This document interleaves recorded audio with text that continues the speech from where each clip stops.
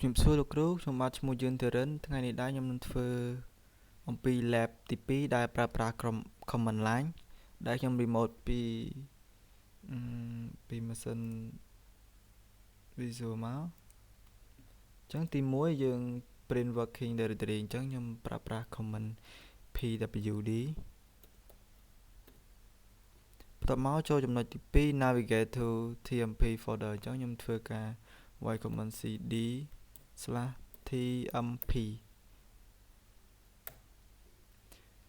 ហើយអញ្ចឹងចូលចំណុចទី3យើងធ្វើការបង្កើត folder មួយដែលមានឈ្មោះថា my directory ហើយនៅក្នុង folder ហ្នឹងយើងមាន3 sub folder ទៀតមាន dot image និង backup អញ្ចឹងខ្ញុំធ្វើការប្រើប្រាស់ command mkdir ហើយដក p មកខ្ញុំវាយ directory my directory បន្ទាប់មកមាន3 folder ក្នុងហ្នឹងទៀតអញ្ចឹងមាន dot មាន image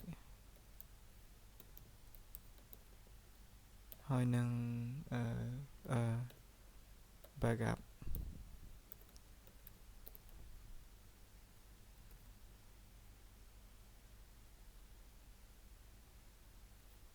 ត្រូវអស់ហើយអញ្ចឹងយើងធ្វើការ alt វាទៅមើលវាទៅចូលទៅកាន់ my directory យើងបានបង្កើតមិញហ្នឹង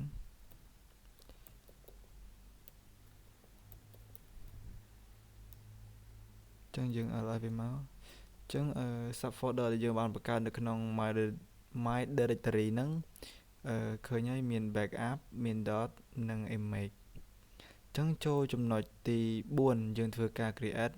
ពី file ដែលនៅក្នុង folder dot អញ្ចឹងខ្ញុំប្រើប្រាស់ command type វាខ្ញុំ cd ទៅកាន់ tab សិនអញ្ចឹងខ្ញុំប្រើប្រាស់ command type trus type វាហើយចូល my directory របស់ខ្ញុំមក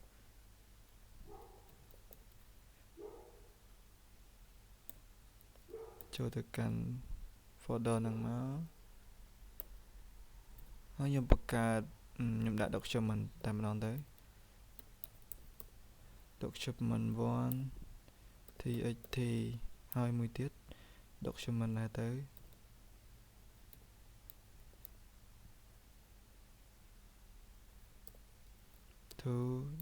2.txt ចឹងខ្ញុំទៅចូលទៅមើលក្នុង folder ហ្នឹងដែលយើងបានបង្កើតណា cd ទៅកាន់ my directory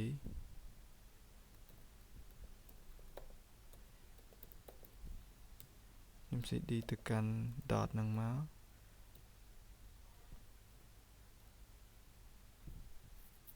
អូច្រឡំsorry ខ្ញុំ cd ទៅកាន់ dot អញ្ចឹងខ្ញុំ alt F វាមកអញ្ចឹងនៅក្នុង folder dot ហ្នឹងយើងបានបង្កើត2 file អញ្ចឹង file យើងបង្កើតមកមាន document 1 និង document 2យើងបានបង្កើតមកហើយ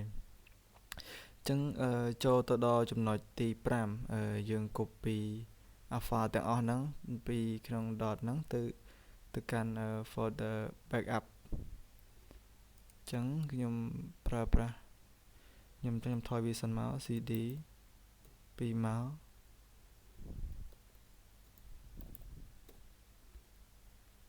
អញ្ចឹងខ្ញុំចូលទៅកាន់ my directory វិញ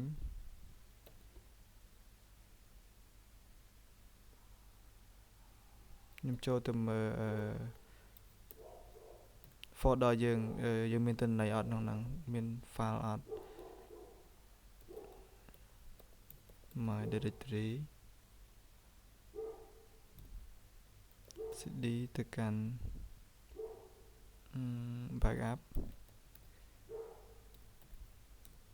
ខ្ញុំ alt F វាមកអញ្ចឹង folder យើងfile យើងអត់មានក្នុងហ្នឹងឯងអញ្ចឹងខ្ញុំធ្វើការប្រើប្រាស់ command ដើម្បី copy file ទាំងអស់ពី dot ហ្នឹងទៅកាន់ backup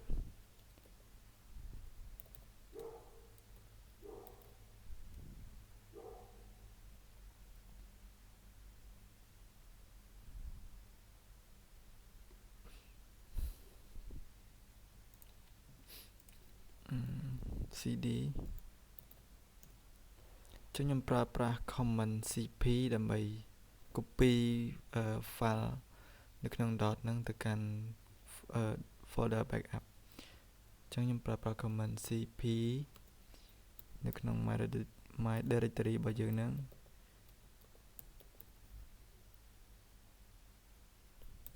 /dot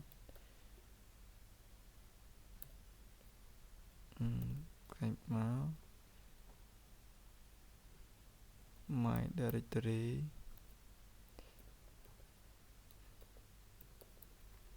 ហើយទៅកាន់ file backup folder backup តើមកចឹងខ្ញុំចូលទៅកាន់ folder យើងនឹងមក my directory របស់យើងហ្នឹង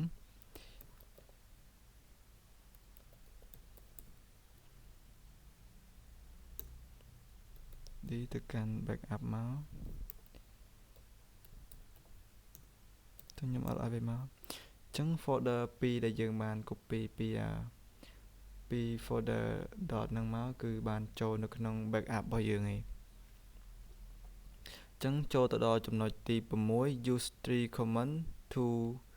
view structure នៅក្នុង folder my directory ហ្នឹងចឹងចូលដល់ចំណុចទី6ចឹងខ្ញុំវាយ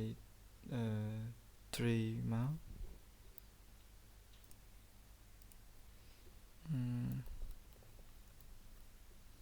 3 my directory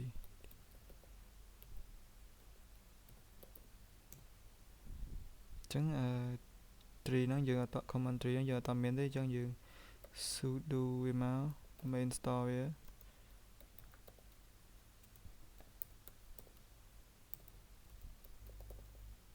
3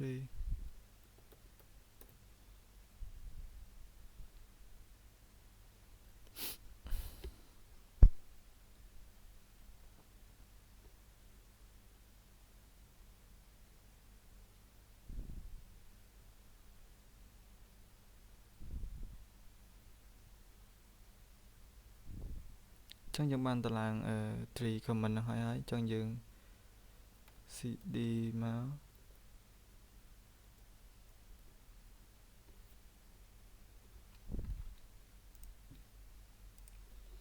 ចឹងខ្ញុំចូលទៅកាន់ time យើងវិញមក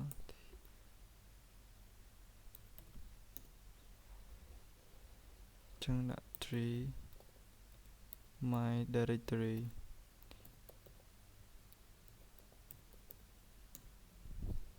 ចឹងទី command យើងបានហើយចឹងខ្ញុំមាន my directory 1ខ្ញុំមាន3 sub folder ក្នុងហ្នឹងទី1 folder dot និង backup ដែលយើងបានធ្វើការ copy ពី dot មកដាក់ក្នុង backup នេះចឹងកិច្ចការទី2នេះខ្ញុំបានធ្វើឲ្យលោកគ្រូចឹងអរគុណច្រើនលោកគ្រូសម្រាប់ការទស្សនា